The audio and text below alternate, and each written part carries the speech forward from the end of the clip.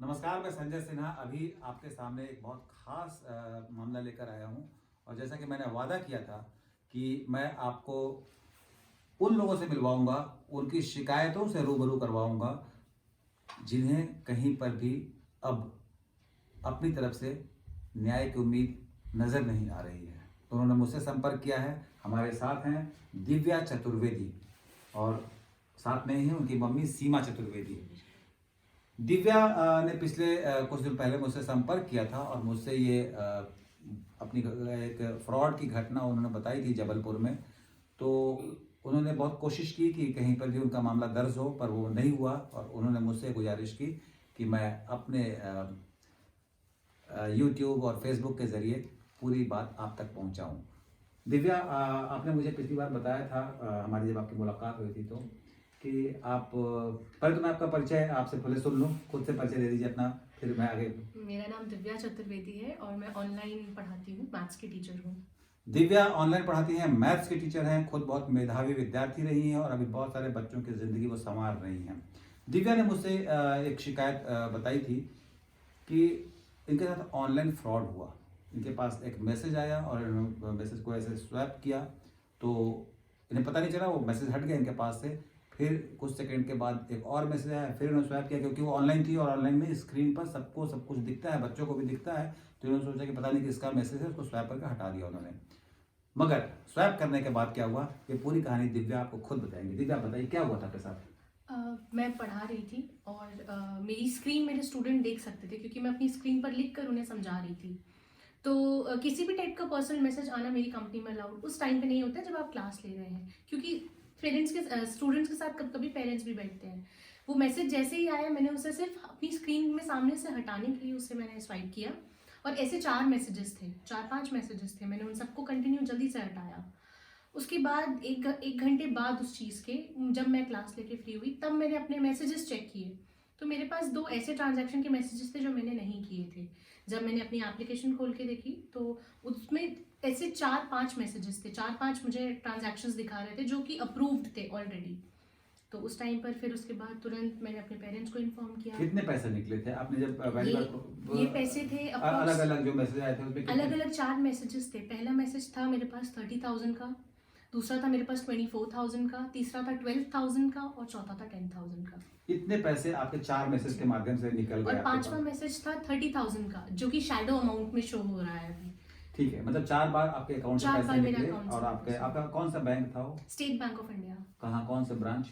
Katanga Jabalpur. Katanga Jabalpur में state bank of India के branch में आपका अकाउंट है और वहां से आपके पैसे निकल गए और आपको पता नहीं चला पैसे कैसे निकले? नहीं, मेरे पास आज तक शुरू के 2 उसके तो मैसेजेस भी नहीं मुझे बैंक ने इन्फॉर्मेशन भेजी है। ये जब मैंने ऑनलाइन लॉगिन किया और जब मैंने चेक किया तब मुझे पता चला कि ये 4 ट्रांजैक्शंस हैं। जो पैसा जब निकलता है बैंक से तो हमें मैसेज आता है। दिव्या, ये घटना कब की है? ये 14 अक्टूबर की है, 14 अक्टूबर 2021। मतलब ये अक्टूबर की घटना है, बहुत नई घटना है। और दिव्या, जैसे ही आपको मालूम पड़ा कि आपके अकाउंट से कुछ फर्जीवाड़ा हो गया, कुछ फ्रॉड हो गया है, तो आपने सबसे पहला कदम क्या उठाया? मैंने सबसे पहले अपने पेरेंट्स को इन्फॉर्म किया और वो मुझे लेकर पुलिस स्टेशन गए, जो हमारा क्लोजेस्ट साइबर सेल था। साइबर सेल में गई दिव्या। ध्यान दीजिएगा, दिव्या सबसे पहले साइबर सेल में गई। दिव्या बहुत पढ़ी लिखी हैं, खुद बच्चों को पढ़ाती हैं, जागरूक हैं, उन्हें बहुत सारी चीज़ों के बारे में पता भी है। तो उन्हें जब ये लगा कि फ्रॉड हुआ है और ऑनलाइन फ्रॉड हुआ है बैंक के जरिए, तो सबसे पहले वो साइबर सेल गई। साइबर सेल गई, फिर क्या हुआ? साइबर सेल में मुझे वहां से ये कहकर वापस भेजा गया कि आपको पहले इसकी इन्फॉर्मेशन अपने क्लोजेस्ट पुलिस स्टेशन में करनी है। आप जहाँ रहती हैं वहाँ का जो पुलिस स्टेशन है आपको वहाँ पे इन्फॉर्मेशन पहले ये बतानी पड़ेगी। ध्यान रखिएगा, साइबर सेल ने इनकी शिकायत दर्ज नहीं की जबलपुर में, जिस भी साइबर सेल में गई थी। और उनसे वहां पर ये बताया गया, कहा गया कि पहले आप जहां रहती हैं उस पुलिस थाने में जाइए। उस पुलिस थाने में गई, फिर क्या हुआ? उस पुलिस थाने में काफ़ी वेट करने के बाद 15-20 मिनट के बाद हमें किसी ने अटेंड किया। उन्होंने हमें बोला एक पेपर लीजिए, उसमें एप्लीकेशन लिखिए। किस लेवल के अधिकारी थे, या कौन थे? सिपाही थे, कांस्टेबल थे?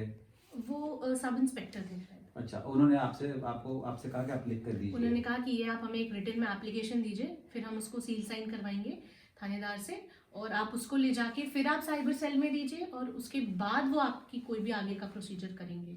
चलिए, आपने वो भी कर लिया। जी। उसके बाद क्या हुआ? उसके बाद हम साइबर सेल में गए। वहाँ आपकी एफआईआर नहीं लिखी उन्होंने? एफआईआर नहीं लिखी गई। उन्होंने मुझे हमें ये गाइड ही नहीं किया कि हमें एफआईआर करनी चाहिए या नहीं करनी चाहिए या कुछ। ये गई थी वहां पर अपनी शिकायत दर्ज कराने के लिए। इनकी शिकायत दर्ज नहीं हुई, वैसे एक कंप्लेंट, सिंपल कंप्लेंट इनसे ले ली गई और उसके बाद आपको साइबर सेल दोबारा भेजा गया। फिर वहां क्या कहा साइबर सेल गया? वहाँ भेजा गया।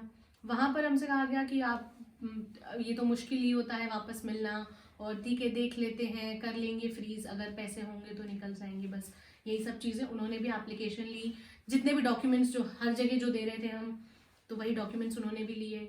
उसके बाद से बस फिर उसके बाद से हमने जो उनको कॉल करना और जो वहाँ के चक्कर लगाने शुरू किए कि अब कुछ नहीं, प्रोसेस फिर है वहां से हुआ आगे। क्या? फिर आप आगे कहाँ गए? फिर उसके बाद से फिर उन्होंने हम केवल कंप्लेंट ले ली कि कुछ हाँ कुछ- साइबर सेल से हमने कंप्लेन कर दी। अब हमने वो मतलब आपने केवल ऐसी कंप्लेंट हुई, साइबर सेल में एफआईआर दर्ज नहीं हुई भी आपकी? नहीं, एफआईआर उस समय भी नहीं दर्ज हुई थी। साइबर सेल में भी जाके जो हमने कंप्लेन दी थी, वो कंप्लेन भी हमें यही नेगेटिव रिस्पॉन्स ही मिला। फिर उसके बाद अगली घटना?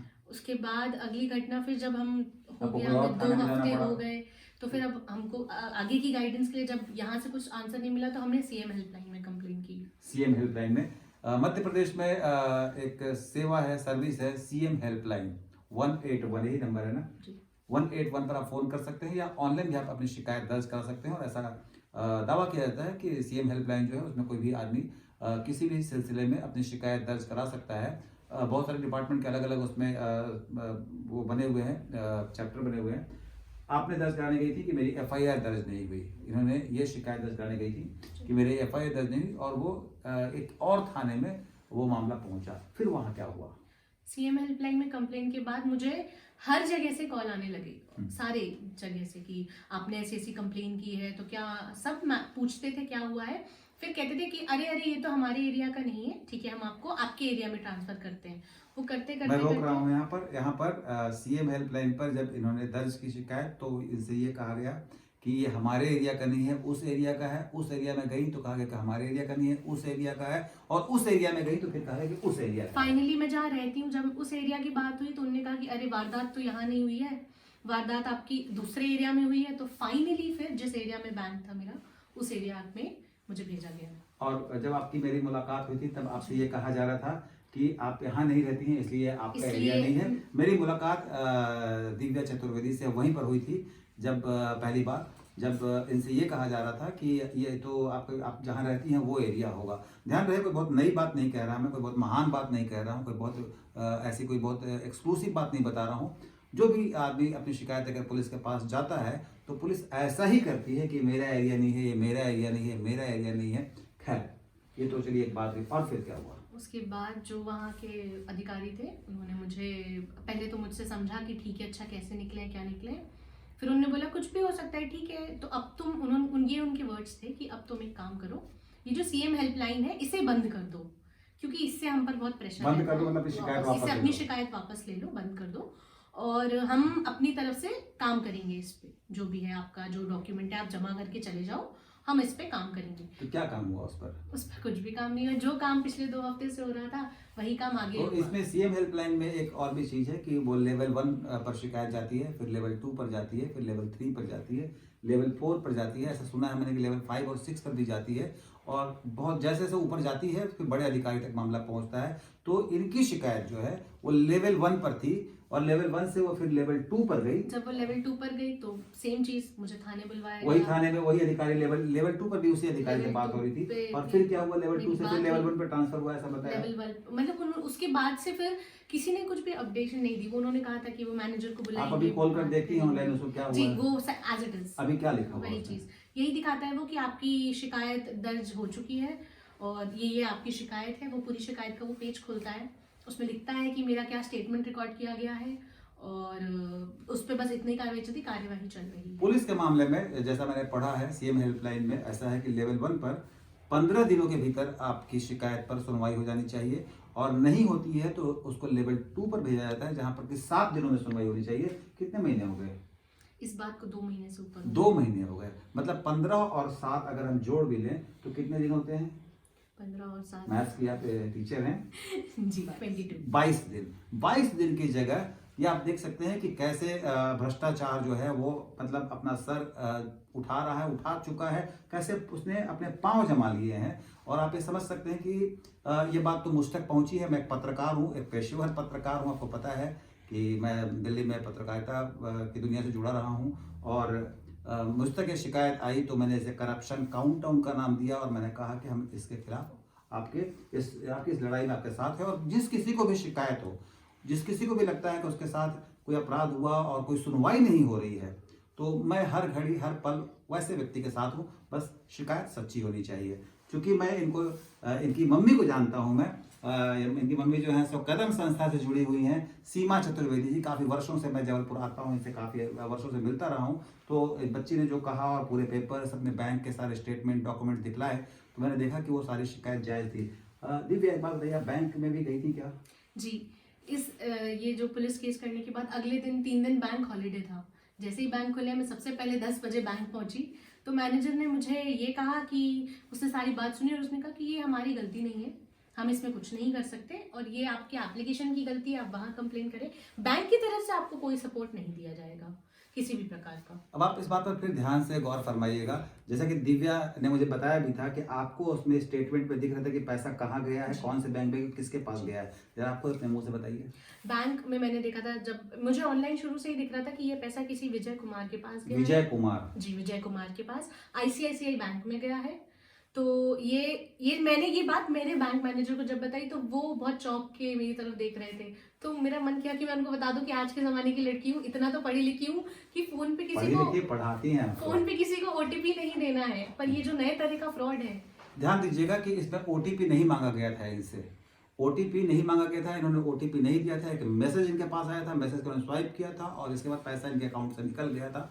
और सबसे बड़ी बात है कि इनका पैसा स्टेट बैंक ऑफ इंडिया के एक ब्रांच में, मतलब इनका अकाउंट है, वहां पर इनका पैसा था।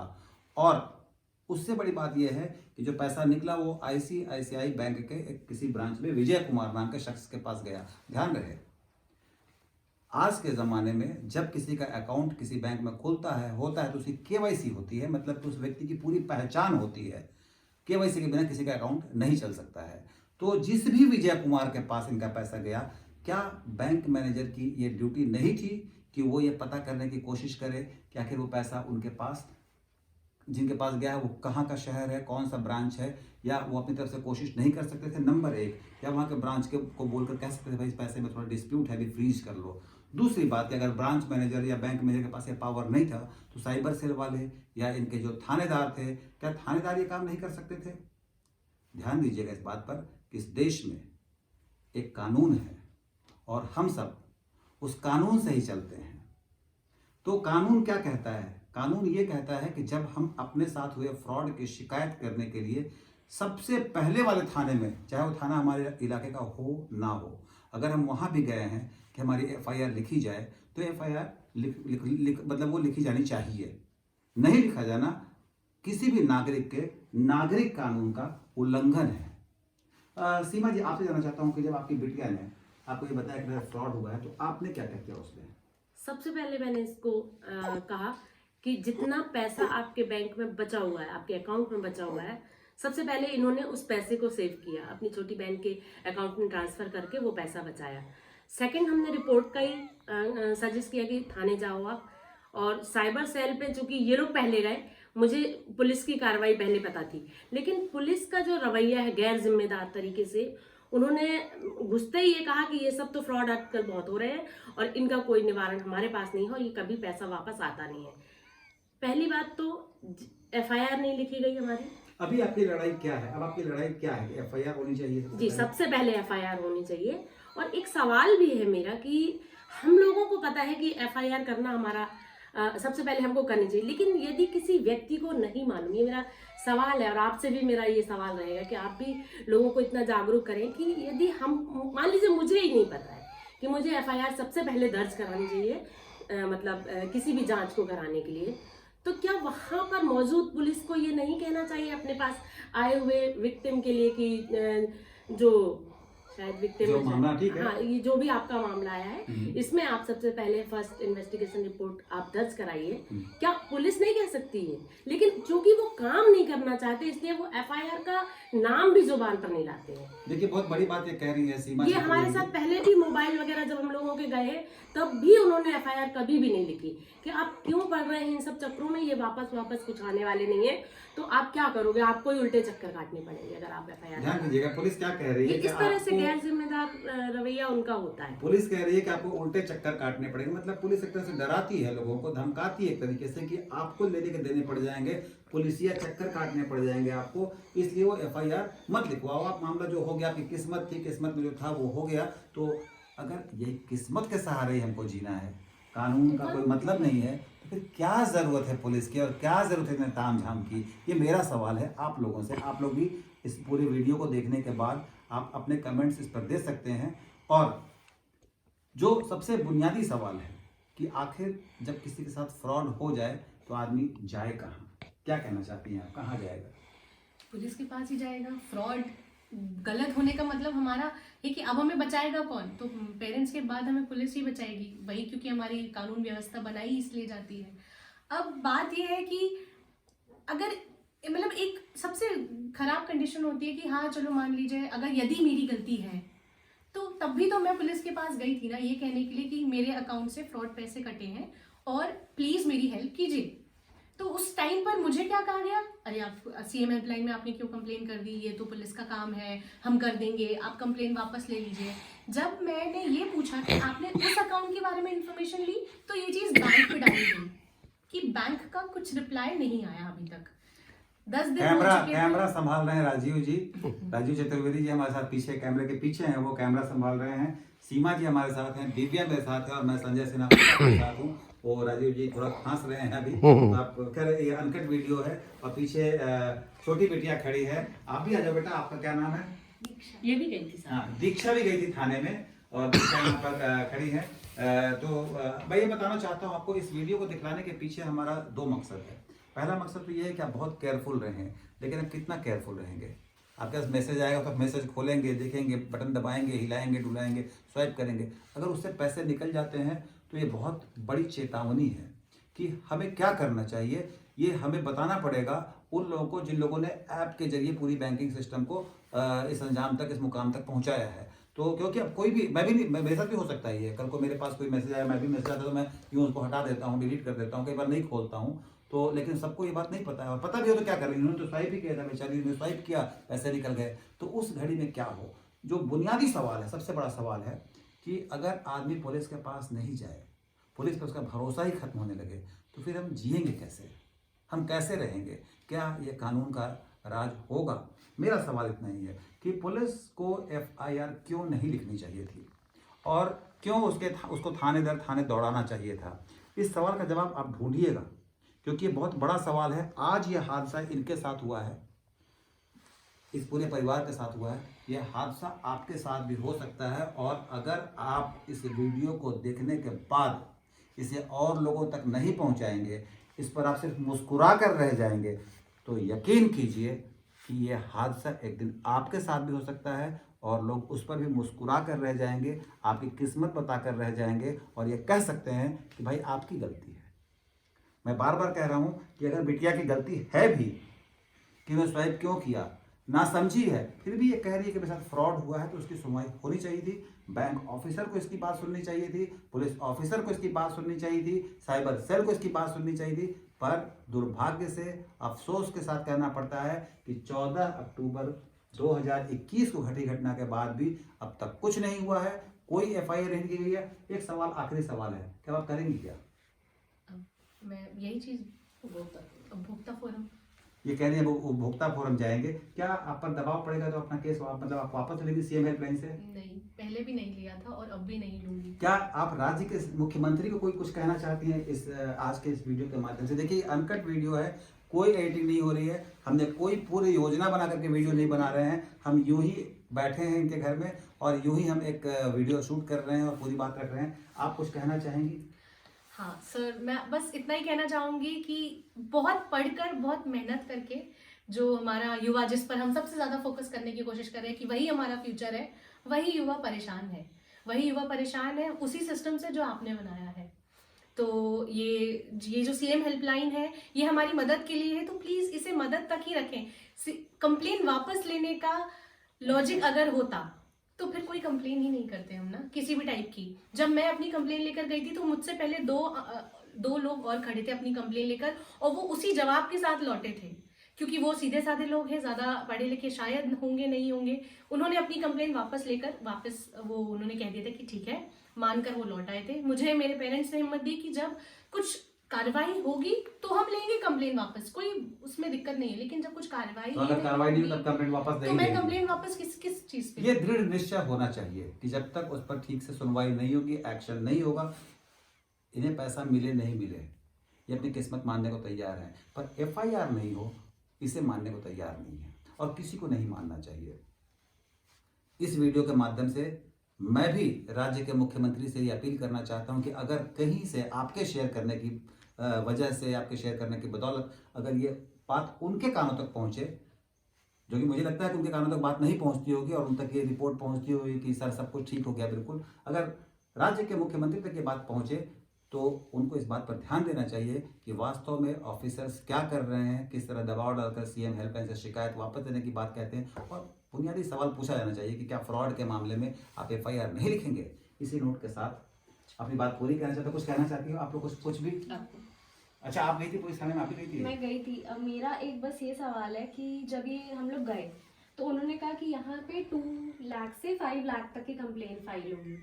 मतलब या तो अगर हमें फ्रॉड करना है तो करोड़ों के उस पे करे तब फ्रॉड हमारी, होना है, मतलब लेकिन अगर फ्रॉड छोटी सी होना बच्ची वाला है, अगर छोटी तो सी बच्ची मतलब है। 2 to 5 करोड़ जब तक हमारे नहीं जाएंगे तब तक क्या कंप्लेन नहीं उतने लिखी पैसे जाएगी? होंगे कहाँ से तो हमारे वही पास? बात है कि अगर अगर उतने होंगे तो हम कंप्लेन लिखवाने जाएंगे क्यों?